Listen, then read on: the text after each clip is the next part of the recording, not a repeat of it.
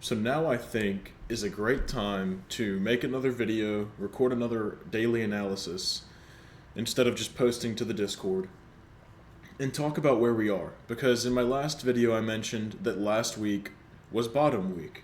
And the reason that we were suspicious of that was the 3-month rate of change on the global liquidity measurement relative to Bitcoin. Now, I'm just going to make sure that this is the correct mic. It should be. Yeah, it is. And if I reset the indicator and we give it a 13-week lag,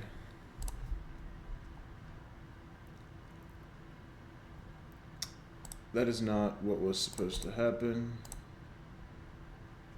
There we go. And we do offset bars 13. That's right. We can see that there's a very, very strong correlation that ended last summer, or last October, you would probably say. Right? And really, it's been this zone here of flattening out that has caused the rate of change to go down, in a sense. And the rate of change has been more consistent. Now, what we're thinking is that this recent rate of change, right, that we're dealing with, from here up is a significant rally that should be reckoned with, similar to this, and this. At least I believe so. And to try, not to harp on about it too long, our rate of change, as you can see, is now from now on entering a significant uptrend, and last week's bar close, which was yesterday, marked that. Now, what I did mention in the previous videos, and I have in the Discord constantly, I'd have to scroll up quite a bit to find it, is that it doesn't mark the exact bottom every time. It's not perfect at marking the bottom. We do have some instances of it being marking the bottom quite well. We'll go ahead and put marks for each bottom that the rate of change was able to mark, or at least each bottom zone that we're talking about. You can see that back in 2024, early 2024, we had a scenario, and I think it's best if I zoom in for us so we can see it easier. Notice that we had our bottom candle, it came up high and then ran back down. And then the next wick was kind of sideways and lower, and the next one wicked probably 10-15% lower before the rally continued. And of course, we had one more down candle after this one in late 2022, early 2023, before the bear market ended. Of course, the bottom happened from the yen carry trade crisis, right?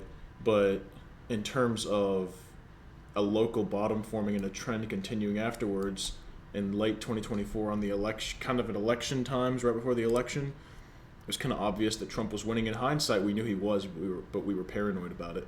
And then, of course, most recently in the tariff drama, it was actually kind of like a little local top and like a W formation of some sort in price. But buying at this zone would have actually given you a quicker entry than our momentum systems that basically got us in right here. You would have had to stomach this, of course. But generally, we're in a situation now, and of course, if you try and mark the tops, you can see here, if I just remove all of these vertical lines, these 4 should be all gone, you can see that the tops have been marked, or at least marked in such a way that you would be selling at great valuations relative to the overall trend, and you would be protecting capital quite efficiently, in my opinion. So that's the situation. That's what we're anticipating right now. That's what we're waiting for. This candle could go all the way lower. It could go down into the 2-year liquidations, zone of higher time frame liquidations, and just be a wick of 1 or 2 weeks. We'll see what happens with that. In the Discord, I highlighted some things we'll get to in a minute. I think we should start off with this. So from Professor Adam, basically did a lot of the work for us here, and some metrics that I don't even look at myself. I just look at it when he looks at it, because I look at a different set. I do look at a lot of Ethereum-based metrics on chain on CryptoQuant, but I digress. He points out that open interest 7-day rate of change is at the -2 sigma band. Nominal funding and premiums both are going negative. They're getting close. The coin glass derivatives sentiment return, I forgot what it was. I have it pulled up here, get the right name. CDRI, but CDRI is actually this one here. Derivatives risk index. That's what it is. Pardon me. Of course, it was reading approximately 37 earlier. Now it's come back up, but it was in fact that low. It just hasn't closed that low. So we're going to circle that. Note that it's actually more like right here. The short-term hold to realized profit and loss ratio is a little bit lower to match the bad short-term fundamentals. We'll go look at that one shortly. Darius Dale from 42 Macro, his weather model is more risk on rate of change in any asset class, let alone Bitcoin, which is of course good. If you don't understand that, I do have some video lessons and good explainers in my server in here as well, or you could just join the real world. You'd learn more and more efficiently than you would from me. If you were to join my server, it would be more of like, if you already know how to do it, contribute, and if not, follow the signals. It's not financial advice. I don't do much teaching at this point. I just don't have the credibility and the net worth, I think. I think I would need to be very close to a millionaire before I'm comfortable teaching people, which I think I have a few years to go at least if I keep going on this pace. I digress. The reversion of global macro risk matrix to risk on, that's also 42 Macro. MicroStrategy going bankrupt as a consensus trade. It is fake news, absolutely. They even revealed that they would have Bitcoin at $8,000 and they'd still be able to pay everything off and not go bankrupt, which is funny. The S&P ratio with the IWN recovery, yes. The dollar index is going lower generally on a trend. You never know where it's going to go. And what I find the most funny about the DXY situation is that I remember back, like, when was this? Last summer? It was going down, and they were like, guys, watch out. This thing actually may start rallying up past 110 again, and you should be aware of it. And even people like Santiago Capital, who I pay a lot of attention to, are even calling for this. Not calling for the trade, but a lot of people were just saying, like, be aware of this. It, of course, didn't happen. There was reason to be aware of it, but the highest it's gone, really, since then is not even to 100. The general trend seems to be dying. I'd be surprised, right, if the dollar index finds a bottom here in the next year. Of course, I have no data to back that up other than people of a higher credibility than myself, such as Professor Adam and Santiago Capital and whatnot. And of course, all the other people that we use in the server. And as you can see, we have the G-Man because we're locked in. Upon receiving this information, you should be completely locked in fully. Your eyes should be black. You should have bags on your eyes all the way around. You should not be sleeping. We have caffeine, no sleep. And we'll get to this in a second. I believe we are doing on time. 8 minutes, not too bad. But yep, the CoinGlass Derivatives Risk Index, we're at 49 right now. And if we zoom in, we can see that this value here, if you pay attention to this left axis, left y-axis, you can see that the lowest it got last bear market at the bottom was 28.87, 27.9, 28 roughly. Yen carry trade or post-yen carry trade, basically the bottom, which this one measured at 37.8, sub 40, right? This actually coincided with the liquidity rate of change metrics I mentioned earlier, which is convenient enough. And let's see, tariff crash, it kind of came down to only 48.51. It wasn't that good for marking a general bottom. But as you can see, in the major volatility crisis we had after the top, it came down to about 45, and the lowest it's been has been around 44. Now, the reading was interesting because it was literally just this morning it was a lot lower. Not seeming to be into that right now. We'll see. We'll monitor that and see how it goes. We're on Capriol's website here. We got a lot of good metrics to go through. I think I'll go to the apparent demand first, which is an interesting one. This metric seemed to be reliable in terms of understanding the overall underlying trend. If you were able to identify that we were in the consolidation of 2024, you would have kind of ignored this, any breakouts as anything significant, but you would have started to pay attention somewhere around here. You know, as liquidity is starting to make a legitimate move and you see this spike up, be like, okay, we're in a risk-on regime. Of course, value zones were indicated by this in the short to medium term, not so much there. And then we had our major crash in which this coincided. Now, whether or not this indicator will still have alpha remains to be seen. I'm not entirely sure of that. Perhaps it will. It is trying to come back up. We'll see what happens. in that regard. Going down to the Mayer multiple on here, I've been re-exploring Capriol because they paywalled almost everything and added a bunch of stuff. We used to look at them all the time, now not so much. But we can see that the Mayer multiple is starting to get close to this bottom zone here as well. It does not have to cross under, but it's definitely attempting to find a bottom. It may not, it may so. Z-score, kind of the same story. Production cost I thought was interesting. A lot of people have pointed out that, you know, Bitcoin hit production cost, and usually when it does, it makes a floor and then starts to rally up higher above it. And I thought it was a really good indicator, except, you know, you have to pay for it because you can see this block right here. This is blocking part of it, and I even tried inspecting it, you know, to see if I could remove it, and they made it in such a way that you cannot. So there's like a key you have to get. But yeah, to that point, the quantum risk indicator was most interesting to me because if you pay attention to the left axis, it shows the, you know, the probability of Q day occurring, right? And then of course you have the Bitcoin discount factor of how much lower price will go in terms of how it works. And I think that's my best understanding. I skimmed through most of this before I recorded the video. I didn't get too far, but, you know, I read through a bunch of it. And there's a link to this in the server. I mean, you can literally see the link on here. I'll probably leave this in the description. But basically, I did these marks because I thought it was kind of funny to point out that it feels like people are pricing in the modern time, and like right now today, for like, it's almost like people are expecting price to go this low, you know? Like they're thinking, okay, quantum risk, all this other bull crap, yep, we're going to go to 40K. And then this is where it's at right now, you know? And then, of course, the other theoretical discount on the 27th is this, but that's not how you read the chart, right? But I thought that was pretty funny, in my opinion. But you can see that as time goes on, it gets worse. And I think I did talk about it in the Discord server. I did. And from what I understood, it was a mathematical assumption based on the estimation of the discount in Bitcoin's value if quantum computing comes and breaks its code. And it talks about the RSA 2048 encryption, and it would be known as Q Day. That's what they would call it, which is I thought was pretty cool. It's kind of dire, but pretty cool. And this assumes that the community and core doesn't make any changes to the encryption. And yeah, I'm making a note of what it represents. I already explained that. And as you can see, as time goes on, I wouldn't call that exponential increase, but it's definitely a drastic increase in the probability of Q Day occurring. And where price is at, like I say here, it does not matter. The indicator doesn't forecast any of that, but what it does do is it wants you to understand that you need to assume that nothing is done with Bitcoin Core and community to address this. And we enter a near exponential zone of increased Q-day risk the closer we get to 2033. It's effectively what's happening there. And of course, I left a link to it in the server. And I just found this very cool. Not too much to explain here, not too much alpha for us currently. But the nitty-gritty of it is in here.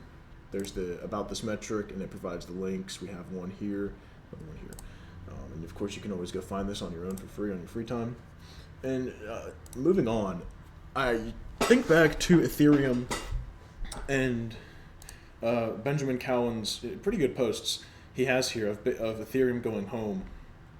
He has his favorite metric here.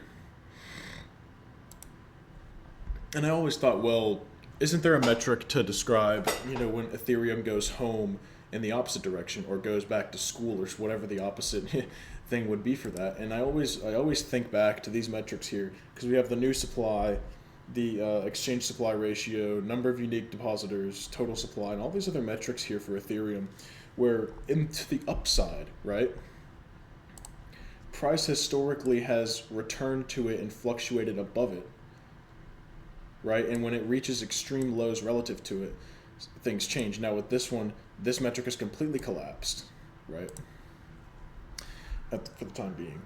And we can see here on the number of unique depositors, here's our trend line, and we can see that since 2024, it's tried to reclaim it, have an expansion above it, reclaim below it, expansion, go below it however low it's going to go, tap above it, and go low.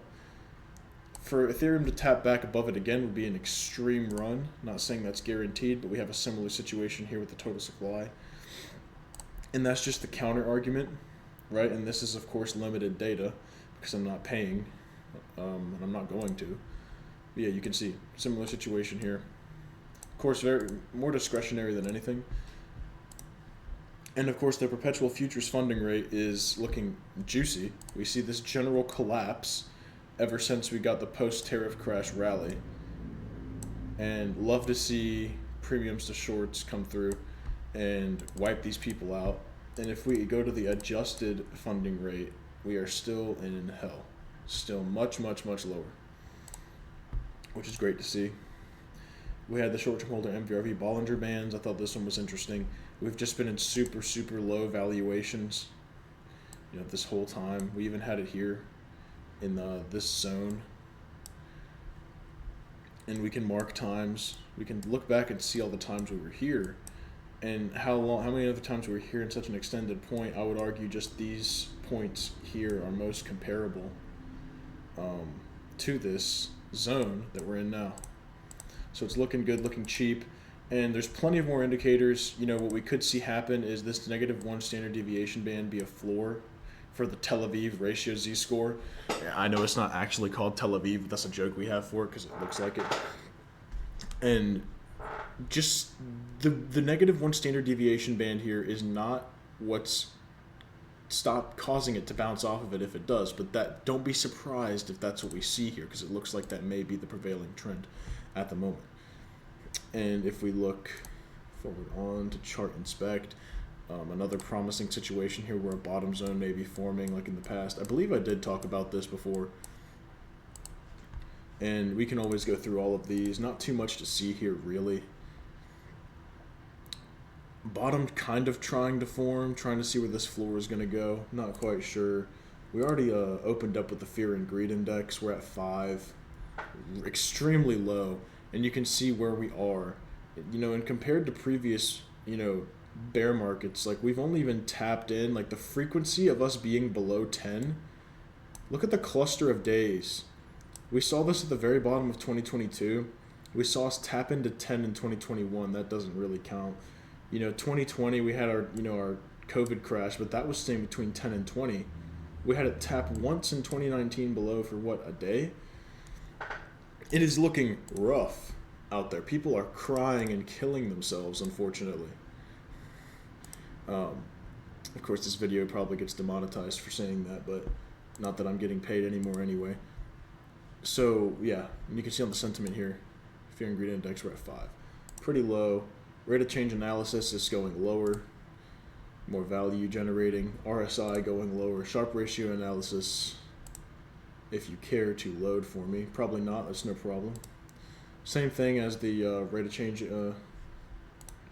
index. Now for the short only system, I wanted to bring this up and bring attention to it because it is now at 0.96. It was at 0.87. We were skeptical, saying that potentially we could be bottoming out. And I think with the strategic dollar cost averaging system, it's the market valuation. If it's overbought, oversold, trying to identify points of extreme value in the market. Mine caps out at a positive standard deviation of 3 on the downside.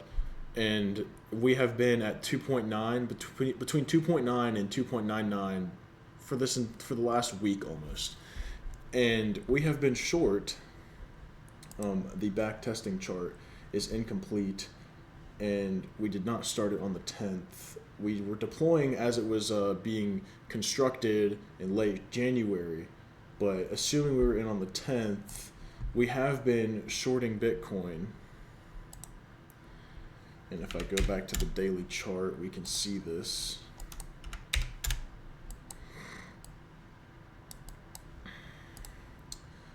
The 10th was here, and we have been short Bitcoin, and it has been negative 6.2%. Now, what we have been doing is increasing beta. So take Solana, for example. Shorting Solana on the same day on the bar close here would give you about the same percent. We did also open up partially into ETH. Yes, we did. And the ETH short has been slightly better. Now, what we have yet done, I've been reluctant to do it, is to go to SWE and below. just because of some alts have that randomness factor of a random pump that goes up 30%, like even Uniswap was subject to that, if you recall. Because if we shorted SWE, we would have tanked 12% loss in our portfolio and then now be at 5.83% gain. And we were aware of this, and you can see coins like, Curve, CVX, Cake. Now, what would have been a great one to short, funnily enough, would have been Hyperliquid, which we probably should have considered a lot sooner because this hype trade was not quite it. And then, of course, you can go down to things like Doge, Link, pretty nasty. Optimism is just eating crap, and I love it. I don't hate Optimism. I think it's great. I think they're doing great stuff. But you can see, the short there would have been great at 35.15%. And then we can look at other ones like AVAX too. Optimism always just gets absolutely clobbered, and eternally shorting Optimism turns out it would have been the play. I mean, the moment this thing happened, if the SOS had been deployed properly before then, we would have came to this candle close probably right here, and we would have opened up a short, and we would be making, almost doubling your money. Now, we don't need to talk about it too much anymore. I think to the point is that we are starting to scale out profits from the short-only system. On average, your average investor in the server right now is yielding 6%, and if we go to the dominant denominator right now, it's still gold. We would have entered our holdings, I believe it was, let me find the date in Bitcoin. If I look at the Bitcoin chart, I'll find the date instantly. Yeah, so the 19th of January. I greened out for a second there.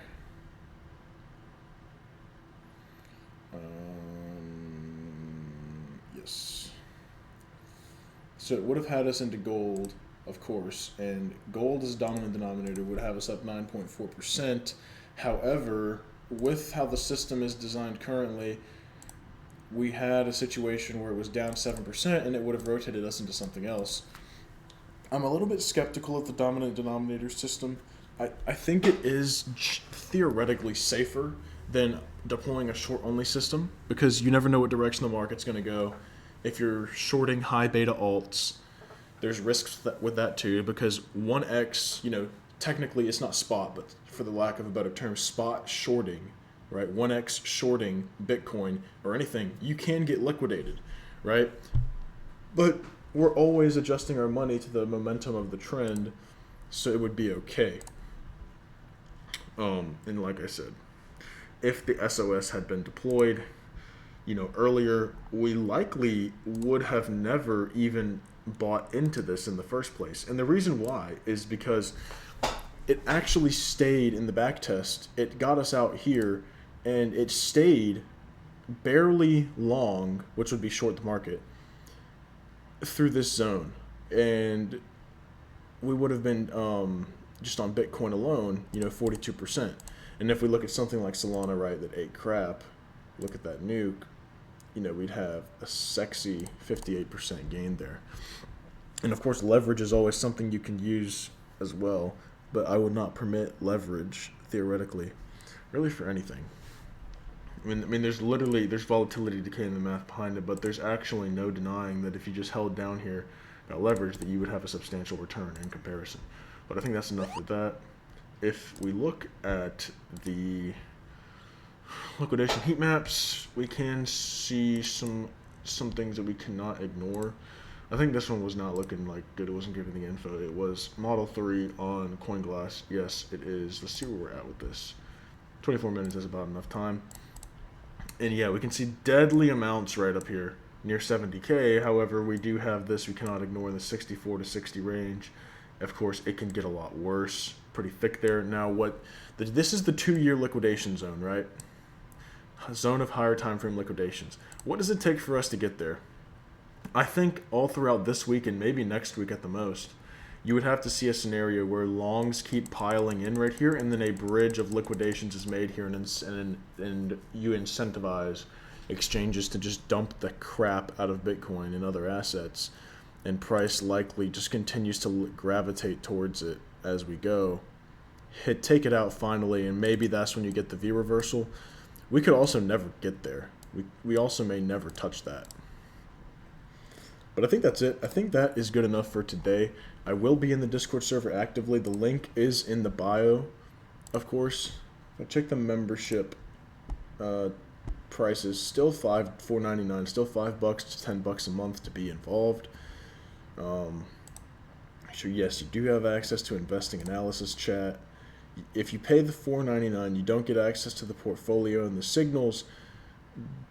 But I think I'm going to change that. I think I'm going to remove direct trainee. I think I'm going to remove elite member and make it all $5 a month for everyone.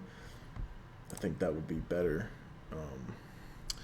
And I'm not trying to get a higher quantity of investors. I just think that $10 a month for what we do together and everything, and the value that I get from some people that join, I don't need to be taking $10 of their money every single month, even though it's an inconsequential amount for most people.